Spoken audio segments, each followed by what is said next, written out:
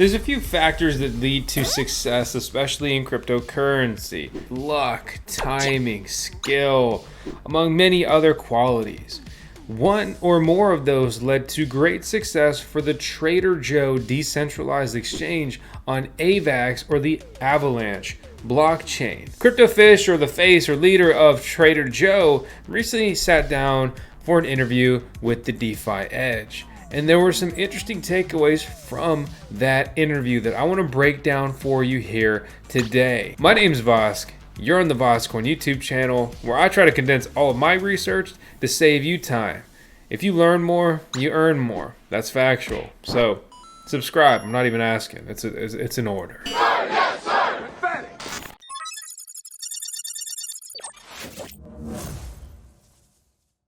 One of the excerpts from the interview that I found really interesting was when Edgy, that's now his pseudo username, asked CryptoFish about being multi-chain. And he immediately brings his focus to ZK, right? These ZK deployments. And he name drops ZK Sync, Starknet, and the Polygon ZK EVM. People are bullish about ZK stuff. And the question is, why are they bullish? Is it bullish because it's new, or is it actually an improvement? So if we think that ZK is something that we're bullish about, then it's important to think about deploying onto a ZK L2, for example. And you have several out there. You have ZK Sync, you have Starknet, you have Polygon ZK EVM. And once you decide, let's say, for example, we want to deploy onto a ZK L2, the question now is which one? And the decision-making process there is more about which chain really resonates with us in terms of the culture, the branding, the kind of audience that will be there, and whether the governing chain will help us with whatever we need, whether it's co-marketing, helping us reach out to other partners in the ecosystem, and all that kind of stuff. Leading with ZK Sync is kind of a telltale sign of where his head is at on that regard. But what I really found was interesting, right? You talk about branding, which one lines up with you, community, stuff like that. And that's true. And that's like the right thing to say in an interview. But really, it's interesting, the notes on who's going to co-market with you, who's going to help you sync up with other projects, right? A lot of these projects that were early to Optimism and Arbitrum, oh my gosh, ARB and OP gave them so many of their ARB and OP tokens, they gave them huge war chests. Some of these were not all that spectacular, innovative, or proven track record or anything. So it does go to show you being early is a huge advantage, but also being early to go multi-chain and bring a decent brand that you've established with you can go far. So to answer the first question, why multi-chain? We love Avalanche. Avalanche is great tech, but we always felt like the grand vision for crypto was always going to be multi-chain. That was always on the cards at some point. We were always going to go onto another chain. The question is, which chains and how do we go about choosing chains?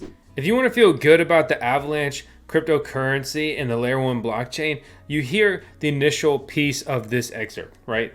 And so it's basically him saying, yeah, like tech's great, it's good, it works, so forth.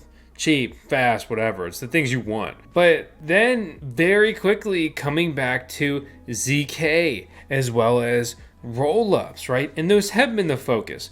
Roll-ups, you're thinking Optimism. You're thinking Arbitrum, among several other cryptocurrency blockchains. ZK, right? Again, ZK Sync, Starknet, among others. And that's the focus and that's the shift. And it may not always be the right thing, but there is a general direction that the crypto herd goes, especially like the faction of degens. I mean, I'm personally bored with Avalanche, and everybody else is too, generally speaking. Bitcoin mining is really cool, but to be honest, it's loud, the devices are expensive, and there are some pretty interesting alternatives. Like I'm earning $60 a month in passive income after my electricity bill using this hard drive miner. It's small, barely any heat or noise, and it's profitable. Check it out with the link down below and save some money by using our coupon code VoskCoin. Let's pull them up on DeFi Llama and, look at the data. So we look at the TVL. Wow, is it down massively, right? TVL towards 10 billion when things were much better in cryptocurrency.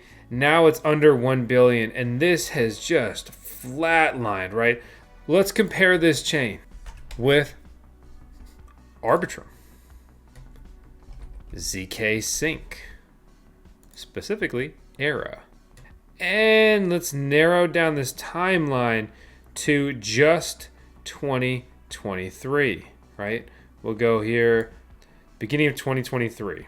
ZK Sync ERA, a wee lad, but making progress. Arbitrum has exploded, okay? And it is maintaining that market share. Let's throw Optimism into the mix. Optimism caught up to Avalanche, surpassed it, and has maintained that supremacy. Optimism is ranked 53 out of all cryptocurrencies, right? Has a market cap of about $1 billion.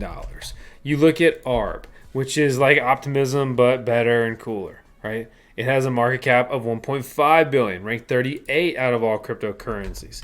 Enter Avalanche, much bigger, ranked 17, market cap of about 5 billion. I feel like the interest isn't there and the upside is lacking as well. I don't want to sound like a hater. I'm not rooting against Avalanche, but I'm thinking about where do I want to have my money, right? Where are these blue chips of the next crypto bull run, right? What's going to be the easy 2, 3, 4, 5x, 10x, holding the coins that, man, I can sleep good with. And let's not ignore the simple fact that people are coming hot off of the airdrops on these rollups, and we're all focused on these new ZK deployments, largely for their cryptocurrency airdrops, trying something new, having fun, different tech. It's provocative, right? It gets the people going. Joking, but seriously, literally. Initially, our vision was DEX lending, then DEX plus lending equals leverage trading. And we even had the names drawn up for them. So Trader Joe was a DEX, Banker Joe was lending, and I think the leverage trading was going to be called like Casino Joe. But we soon realized maybe leverage trading wasn't the route that we wanted to go down under. And we end up going down NFTs and also just improving the DEX, and that became Liquidity Book later on. So some things that we have gone down under, we're now pivoting away, especially lending. But when it comes to how does the suite of everything, right? For sure, the DEX is our bread and butter. We will always continue to try and be the best AMM possible.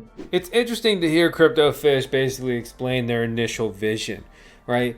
And you can kind of look at the timeline of Trader Joe when it was incepted, when it came to be, and how it's tried to advance and pivot throughout its existence, right? This is not like a full-blown review and breakdown of Trader Joe. Okay, what we're doing here is analyzing someone in this space who's been at the helm of a project that's been successful in this space on a unique blockchain, right? And what has their plan been? What is the mindset? What are the fundamentals that are aiding them, right? So DeFi, decentralized finance, just getting a decentralized exchange up and going was a novel achievement a few years ago, right? Then you have liquidity pools. So you want to pool a bunch of tokens, earn rewards, you want to be farming, right? Talks about Banker Joe, lending products. A few years ago, lending was all the rage, right? Protocols like Aave, but even more specifically Compound, right? Compound, big. Aave proved to be massive as well. People looking for decentralized alternatives. Then shortly after that, we all put way too much trust. I shouldn't say we all, many of us, unfortunately, myself included, put way too much trust in centralized lenders. And if you had those coins sitting on Aave and Compound, you would have been making less interest, but you'd also have all of your coins. Yeah, sucks. But then instead of proceeding with leverage trading, they chase that NFT hype with their NFT marketplace. I don't think NFTs are dead, but they're at like literally an all-time low in recent history or semi-recent history. People aren't talking about NFTs. They kind of think they suck. They kind of think they're scams. General, no coiner perception, right? A lot of that perception even bleeds over to cryptocurrency as a whole, unfortunately. So maybe a while before we get another NFT episode on South Park, but I think it'll come back in a big way. But I think NFTs, personally, and this is also kind of what he's saying with NFT slash DeFi, I think. Basically, myself and many others are very excited and eager to see NFTs with utility, right? NFTs that are more than just a profile picture. I think that is cool. But I also want something more, right? Something more. And there's a lot of different ways to go about that. So without opening that can of worms, just that general premise, it's interesting. And if you've got the NFT marketplace infrastructure, you're going to want to be set up to succeed if that whole narrative really picks up, along with obviously just good projects and adoption and so forth. The big issue right now with concentrated liquidity is that it requires a lot of active management. It's not like Uniswap V2 where you can just dump all your tokens into a pool and then forget about it. In concentrated liquidity AMMs, you actually have to manage it basically daily and sometimes every few hours to make sure that the price is within your range. Because if it's not, then you're not earning fees. And this is annoying, so people have tried to solve it using vaults or LP optimizers or liquidity management products. And this is basically what auto pools is. Concentrated liquidity, auto pools, right? They're basically DeFi vaults. And he goes down to pretty much say they're deploying those. Because when you get into this advanced level of farming, it's high upkeep. If not daily, right, every several hours. And they're putting a new name on it, but it's basically vaults if you're familiar with that in the DeFi sector. So for me personally, I'm looking at basic DeFi lending protocols that have a huge proven track record, not deploying more than you can afford to lose and things like that, right? I mean, these interest rates kind of reflect that. So really on the flip side, just doing some good old-fashioned LPing, liquidity provided. Right. So for example, I go to Uniswap, I go to the pools, I go to USDC ETH, right? And you can see with this liquidity that I have provided here, I've got $600 of liquidity right now, and I've earned $112. But the biggest issue with Ethereum is just the simple fact it's so expensive to transact on it, right? So I want to collect these. It's expensive. $15 eats into my profits a lot. So if you're going to do it on Ethereum, you definitely need to go big. You can, of course, provide liquidity on other chains. For example, here's Arb and ETH. I'm providing $2,700 of liquidity. With this, I'm earning $42. If I collect these fees, this is a low price of 37 cents. I mean, what a different dynamic than the main chain on Ethereum. So I've got 19 ARB. Why not just increase my liquidity here, my position? Only cost me 33 cents. Layer 2s like this are so much better than the main chain. That's why we're all focused on them. Speaking of going multi-chain, look at these chains that Uniswap's deciding to pick up. I'm super bullish on cryptocurrency. I'm not going anywhere. I hope that you are not either. I also work for Tails, who is the CBO, the Chief Bull Officer here at VoskCoin, which is always bullish, at least when it comes to snacks, frisbee, playing with the hose, many other things. So this is the breakdown on all that stuff. I hope you enjoyed it. I hope you stick around. Please hit the thumbs up, comment. Let me know your thoughts about everything we broke down today and what you want to see on the next video. As always, thank you so much for watching.